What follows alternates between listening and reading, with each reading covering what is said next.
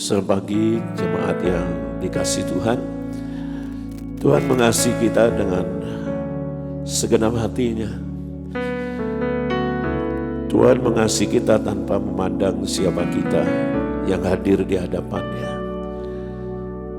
Mari pagi ini kita merendahkan hati, kita mau tersungkur di bawah kaki Tuhan. Kita ingin mempersembahkan hidup kita sebelum kita melakukan aktivitas kita sepanjang hari ini. Kita ingin menyembah Dia, Bapa yang baik, Bapa yang sudah memberikan istirahat kita semalam dan pagi ini. Biarlah apa yang kita kerjakan dalam pujian penyembahan itu menyukakan hatinya. Engkau tahu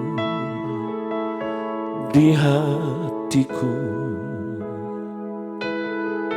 ada sejuta rindu untuk selalu bersamamu, Yesusku.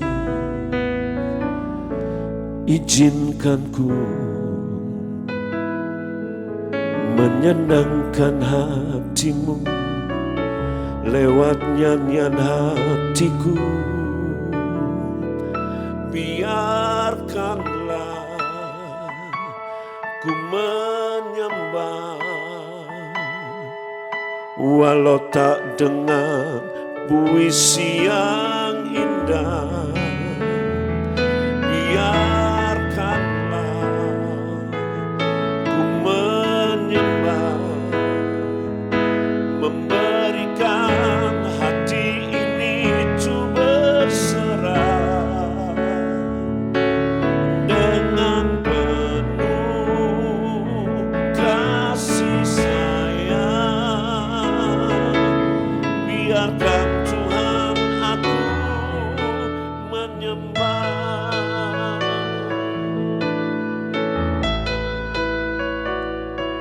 Engkau tahu di hatiku ada sejuta rindu untuk selalu bersamamu, Yesusku. Izinkan ku menyenangkan hatiku lewat nyanyian hatiku. Biarkanlah ku menyembah, walau tak dengan puisi yang indah. Biarkanlah ku menyembah, memberikan hati ini ku berserah dengan penuh kasih sayang.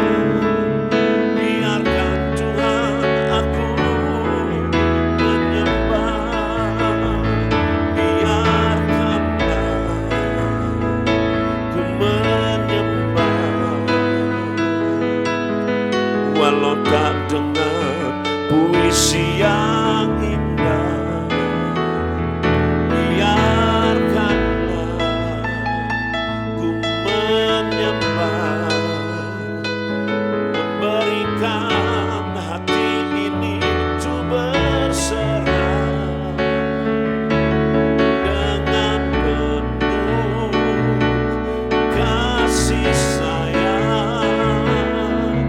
Biarkan Tuhan aku menyembah.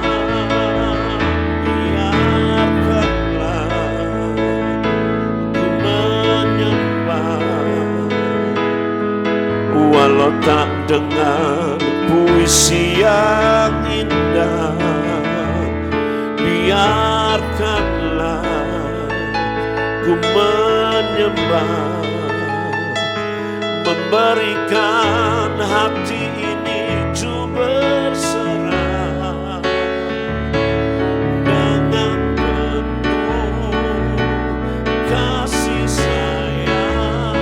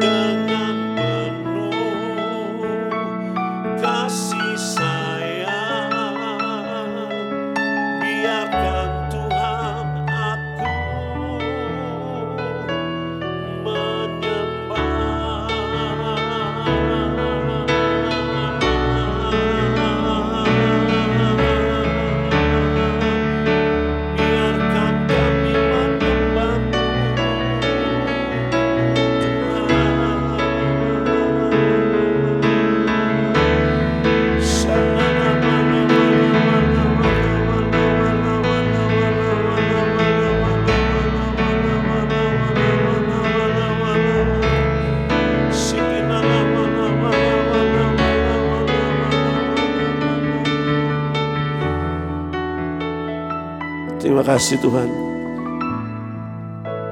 Kami sudah menyembah Engkau, dan penyembahan kami itu menjadi kesukaan bagimu Tuhan. Dan Kau hadir di tengah-tengah kami. Sampaikan pesan-Mu lewat firman. Dan biarlah Engkau mengurapi hamba-Mu yang akan menyampaikan firman. Dan firman itu akan Kau meteraikan dalam hidup kami. Dan Tuhan, firman itu akan menjadi pelita dalam hidup kami. Dan terang bagi jalan kami pagi ini. Dalam nama Tuhan Yesus. Haleluya. Amin. Shalom Bapak Ibu Saudara terkasih dalam Tuhan Yesus Kristus. Jemaat Tuhan dimanapun Anda berada, saya ucapkan selamat pagi. Kembali berjumpa dengan saya di dalam ibadah doa pagi secara online. Di bulan Februari ini kita masih dengan tema tentang perkataan. Kita mau belajar tentang perkataan, tentang restorasi perkataan. Oleh sebab itu kita akan sama-sama buka kebenaran firman Tuhan di dalam Injil Matius pasal yang keempat, ayat yang keempat. Matius pasal yang keempat, ayat yang keempat. Saya akan bacakan bagi Bapak Ibu Saudara. Tetapi Yesus menjawab, ada tertulis, manusia hidup bukan dari roti saja, tetapi dari setiap firman yang keluar dari mulut Allah. Ya, jelas firman Tuhan katakan bahwa manusia tidak hidup oleh roti saja, tetapi melalui perkataan firman Tuhan. Kalau saudara mengerti cerita ini, ya, segera setelah Tuhan Yesus berdoa puasa selama 40 hari 40 malam, ya, tidak makan sama sekali, tentu saja dia akan merasa sangat lapar. Dan ketika iblis datang untuk mencobai Tuhan, dan dia berkata, kalau engkau anak Allah, ubahkanlah batu itu menjadi roti. Tetapi Tuhan Yesus menjawab, ada tertulis, manusia hidup bukan dari roti saja, tetapi dari setiap firman yang keluar dari mulut Allah. Bapak Ibu Saudara terkasih dalam Tuhan Yesus Kristus, Alkitab katakan, kita sebagai orang-orang percaya, kita harus hidup dari perkataan firman Tuhan. Tetapi sungguh sangat menyayangkan, ada banyak orang-orang Kristen, ada banyak orang-orang percaya, mereka tidak hidup dari perkataan firman Tuhan, tetapi justru hidup mereka dipengaruhi oleh perkataan manusia. Hidup mereka dikendalikan, dikontrol oleh perkataan manusia. Nah, Bapak Ibu Saudara terkasih dalam Tuhan Yesus Kristus, firman Tuhan mengajarkan untuk kita hidup dari perkataan firman Tuhan. Tetapi seringkali manusia hidupnya dikontrol, dikendalikan oleh perkataan manusia. Saya berikan sebuah contoh. Ini bukan secara harafiah. Ya. Mungkin satu hari seseorang berkata, Pak, Bapak tidak cocok bekerja di perusahaan A. Lebih baik Bapak bekerja dalam perusahaan B.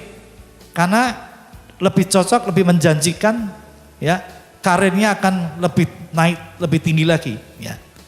Lalu Bapak itu menyanggupi, ya. Contoh yang kedua, seorang bapak berkata kepada seorang gadis, Dek, kamu tidak seharusnya menikah dengan pria A. Pria itu tidak tanggung jawab, tidak setia, mata keranjang. Sebaiknya Anda menikah dengan pria B.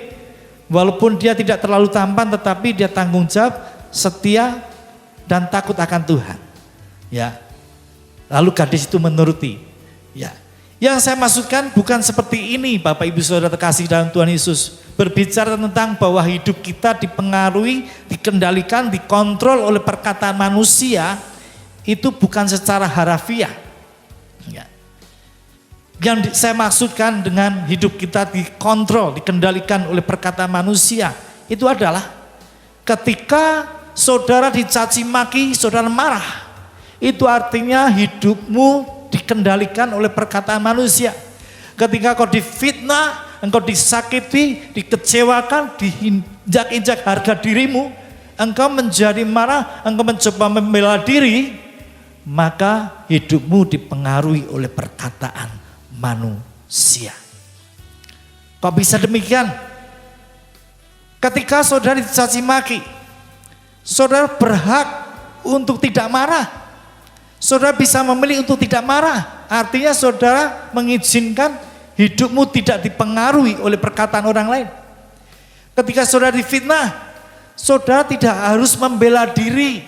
Sekalipun itu mungkin menyakitkan bagi hati saudara, sekalipun itu membuat harga dirimu diinjak-injak, engkau berhak memilih untuk tidak membela diri. Engkau berhak memilih untuk membiarkan Tuhan yang membela saudara. Itulah pengertian hidup dipengaruhi oleh perkataan manusia. Kita akan buka ayat berikutnya. Di dalam Mazmur pasal 4 ayat yang kelima. Mazmur pasal 4 ayat yang kelima. Akan saya bacakan bagi Bapak Ibu Saudara. Biarlah kamu marah, tetapi jangan berbuat dosa. Berkata-katalah dalam hatimu di tempat tidurmu, tetapi tetaplah diam. Selah.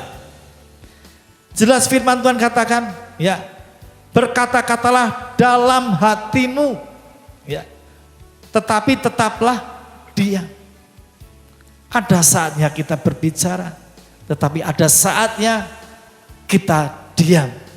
Kita mau belajar, biarlah kita cepat untuk mendengar, tetapi lambat untuk berkata-kata, kata kitab Yakobus.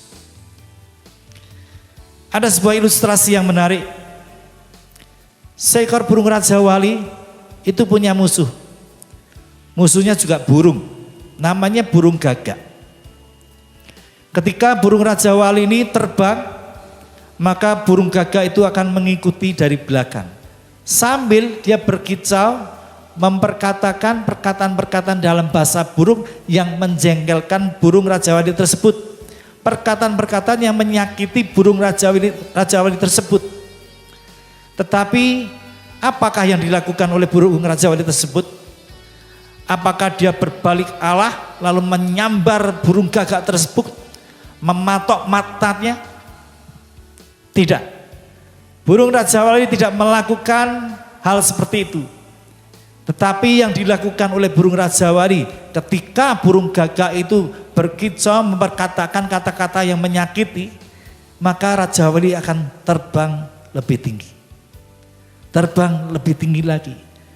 Burung gagak masih mengikuti, dia akan terbang lebih tinggi lagi. Terbang lebih tinggi lagi sampai pada satu titik burung gagak tidak lagi bisa terbang mengikuti burung raja wali tersebut.